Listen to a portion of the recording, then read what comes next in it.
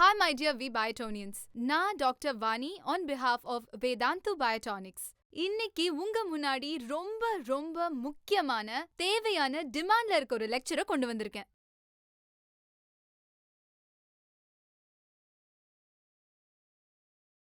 இன்னைக்கு என்னோட அன்பான லாங் மேரத்தானர்ஸ், அதாவது 2021 and 2022 பேட்சஸ், யாரெல்லாம் உங்க ஜர்னிய புதுசா தொடங்கியிருக்கீங்களோ, உங்க 2021 நீட்டை கிளியர் பண்றதுக்கோ இல்ல 2022வையோ, அவங்களுக்கு மட்டும் ஸ்பெசிஃபிக்கா இல்ல ஜெனரலா எல்லாருக்குமே சரி, எங்க கிட்ட ஒரு லெக்சர் இருக்கு. அந்த லெக்சர் எதை பத்தினா எந்த புக்க டாப்பர்ஸ் படிப்பாங்கன்னு.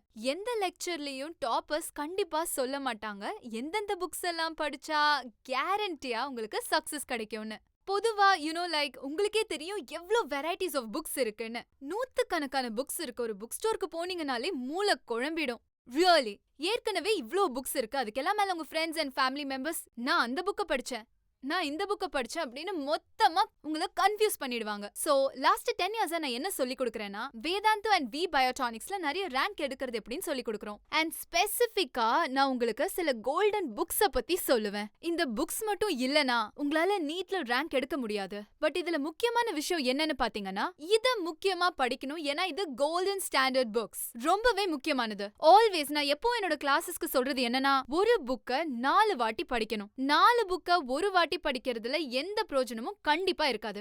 அதனால பாத்தீங்கன்னா கண்டிப்பா 2 புக்ஸ் படிக்கணும். ஏன்னா அது பிராக்டிஸ்க்கு உதவும். அத பத்தி தான் உங்ககிட்ட ஷேர் பண்ண போறேன்.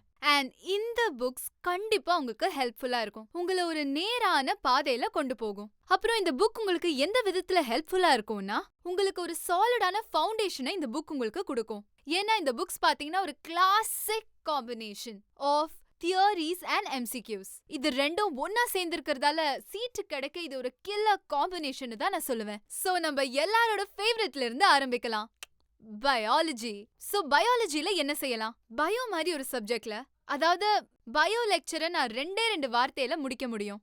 NCERT 11, NCERT 12. ஒவ்வொரு லைனும் இம்பார்ட்டன்ட். அதனாலதான் நான் உங்ககிட்ட நான் ஸ்டாப்பா NCERTயோட சீரீஸை செஞ்சுட்டு இருக்கேன். எவ்ரி லைன், எவ்ரி வேர்ட் மொத்தமா பார்க்கணும் A to Z. ஒவ்வொரு லைனும், ஒவ்வொரு வேர்டும், ஒவ்வொரு சார்ட்டும், ஒவ்வொரு டயக்ராமும், ஒவ்வொரு சயின்டிஸ்ட் பேரு, என்னென்ன டிஸ்கவரி பண்ணாரு, எந்த வருஷம் பண்ணாரு, லாஸ்ட்ல என்ன சம்மரி கொடுத்திருக்கு, சாப்டரோட எண்ட்ல என்ன சம்மரி கொடுத்திருக்காங்க, ஒவ்வொரு வார்த்தையும். ஒரு சாப்டர் ஆரம்பிக்குதுன்னா அது ஓபன் பண்ணும்போதே சைடுல சயின்டிஸ்ட் வச்சுதான் ஆரம்பிப்பாங்க. சயின்டிஸ்ட் என்ன பண்ணாரு, 11th and 12th ஒவ்வொரு வார்த்தையும் கண்டிப்பா உங்களுக்கு குவெஸ்சன்ல வரும்.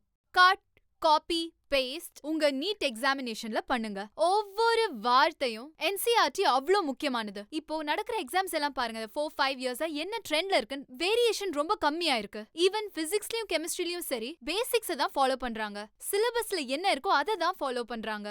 சிலபஸ். சோ NCERT தான் உங்களுடைய மேக்னம் ஓபஸ். NCERT தான் உங்களுடைய ரொம்ப முக்கியமான புக். NCERT தான் சக்சஸ்க்கான வழி, அதுவும் பயாலஜில. பட் ஆனா NCERT தவிர NCERT ஒரு தியரிட்டிக்கல் புக். அது டீடைலா படிச்சோம்னா எவ்ரி அசர்ஷன் அண்ட் ரீசன் திரும்ப உங்களை NCERTக்கு கொண்டு போய் விட்டுரும். ஒவ்வொரு வார்த்தையும் உங்களுக்கு திரும்ப அங்க இருந்து கிடைக்கும். ஆனா அதை தவிர பிராக்டிஸ் விஷயத்துக்கு போவோம். நான் உங்களுக்கு வேற சில எக்ஸ்ட்ரா புக்ஸ பத்தி சொல்ல போறேன். நீங்க கண்டிப்பா ட்ரூமன் எலிமெண்டரிய ரெஃபர் பண்ணலாம். It's a beautiful book. நான் இப்ப கூட அந்த புக்க படிச்சுக்கிட்டே தான் இருக்கேன். அது ரொம்ப அருமையான புக், அதாவது எக்ஸ்ட்ராஸ்க்காக. இப்போ நான் என்ன சஜஸ்ட் பண்ணுவேன்னா, நீங்க இந்த எக்ஸ்ட்ராஸ படிக்க ஆரம்பிச்சீங்கன்னா உங்க பிசிக்ஸ் அண்ட் கெமிஸ்ட்ரி இன்னும் ரொம்பவே இம்ப்ரூவ் ஆயிடும். ஏன்னா நீங்க ஈக்குவலா இருக்கணும் பிசிக்ஸ், கெமிஸ்ட்ரி, பயாலஜில.